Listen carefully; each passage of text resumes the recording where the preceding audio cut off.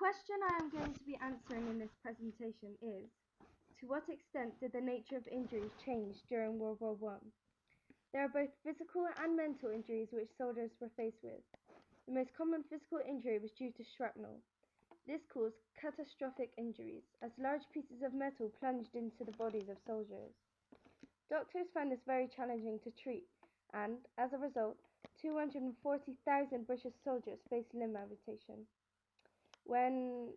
which when returning back to their country, they found very hard to deal with.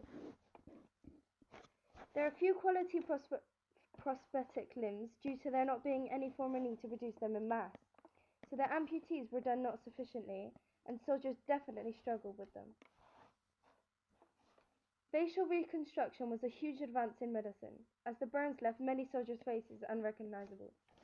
The treatments were primitive and merely cosmetic at that point. Surgeons could also use skin grafts, but it didn't turn out very successful, as the operations at the time were agonizingly painful, and it didn't help that there were no painkillers given. Some of the soldiers would often visit prostitutes, as they were away from their wives. This is where they caught STDs. They were faced with horrible side effects and often had to return home from the conditions. The doctors weren't sure on how to treat the STDs, therefore it caused great trouble among the soldiers. Germany was the first to develop chlorine gas. On the 22nd of April 1916, the German army discharged tons of chlorine gas through thousands of cylinders near Ypres, leaving many British soldiers dead. Trench foot was another devastating physical injury the soldiers faced.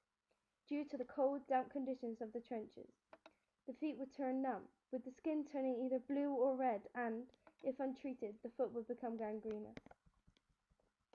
The mental injuries also affected the soldiers, one of which was shell shock. It could manifest itself in a variety of ways, from very bad motion illness to childlike behavior. Soldiers experienced terrible nightmares of the horrific sights they had seen, and they were afraid of going to sleep. Yet, just how bad it was did not become apparent for a while. Soldiers would try to cause themselves injury to return to England. Yet some soldiers found the trauma and horror too much, and many committed suicide. Adjusting to home life after the war became impossible for some. The horrors of war had left the soldiers changed men. They also found that they did not fit in as civilians, making them return to the front. So, did the nature of injuries change? In some ways I think yes. Simply from looking at the new techniques developed during the war in medicine shows that the injuries were totally unprecedented. However, injuries had already been changing with the development of new weapons. For example, tanks and gas would create new injuries which the doctors needed to find new methods for. World War I simply served as an accelerator to these injuries. Thank you for watching.